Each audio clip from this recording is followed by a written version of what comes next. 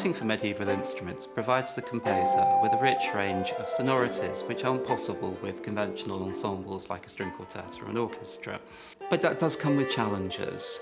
So the instruments have got very limited dynamic range, very limited pitch range, very limited register. So the composer has fewer notes to work with, and that obviously is a big challenge.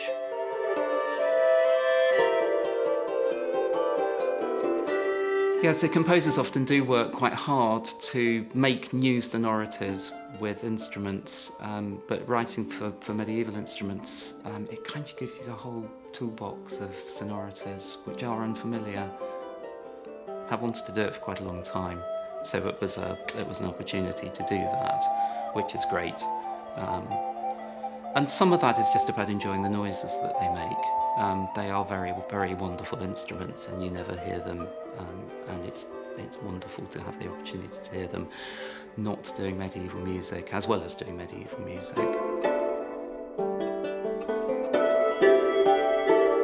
Working with Mediva has been a great pleasure. As musicians who specialise in medieval music, I put a lot of challenges their way, and they have responded to them with generosity and great skill as well. And I love working with medieval instrumentalists and their instruments.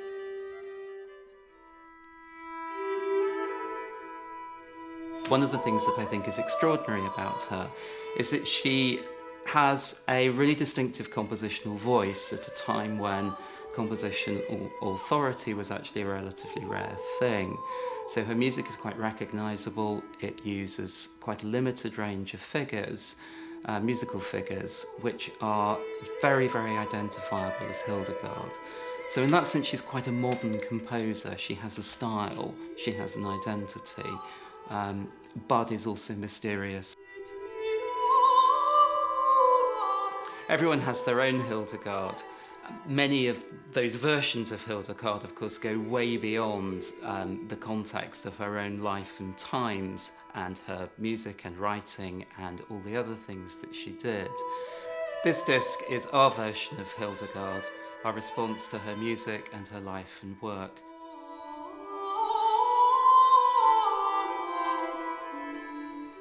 The musicians of Mediva have each provided an improvisation around one of Hildegard's songs, which provide a different sort of response to her music from my compositions, which provide a more structural response. So in some of my pieces, the Hildegard original melodies are audible, sometimes in small fragments, sometimes longer lines, though often distorted in some way or another.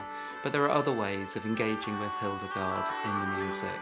Some of the pieces use texts that she wrote and are settings of those texts. And there are also proportional relationships, which I think are suitable for the medieval mind and the sort of world that Hildegard was part of. The one that I really enjoyed doing was fitting her birth and death dates into the proportional structures of the pieces. So she's really embedded into those pieces.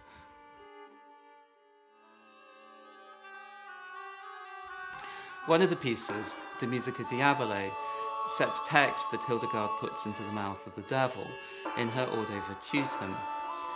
In this piece, there is a very difficult collection of instruments to write for: 2 shawms, a medieval fiddle, 2 female voices, and a wooden mallet to add some percussive edge to the sound. At the climax of the piece, the shawms are making an enormous noise, and then the music suddenly becomes very still, with the medieval fiddle playing a lone melodic figure. And it's an extraordinary moment which shows the capacity of these instruments to produce extraordinary sonorities.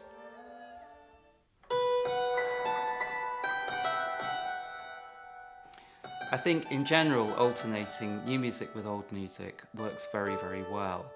The 2 styles of music tend to complement each other and creates all sorts of interesting connections and differences, where if you just have a sequence of Hildegard von Bingen's music, the music can tend to blur into itself and you can lose contrast. Whereas interpolating new pieces, gives you contrast and perspective. And sometimes some quite interesting things happen by setting new and old pieces next to each other. So I think in general, it's a very positive way of programming new music. The title Sequences comes from one of the ways in which Hildegard writes her music. Lots of her pieces are sequences, which often involve going back over music that she's already written for the previous line of text and writing over it, rewriting it. In a sense, the whole project is doing that process of rewriting, writing over the top of Hildegard. And each of the pieces also uses that process, so that many of them are in sections, and each of the sections goes over the same music, rewriting it.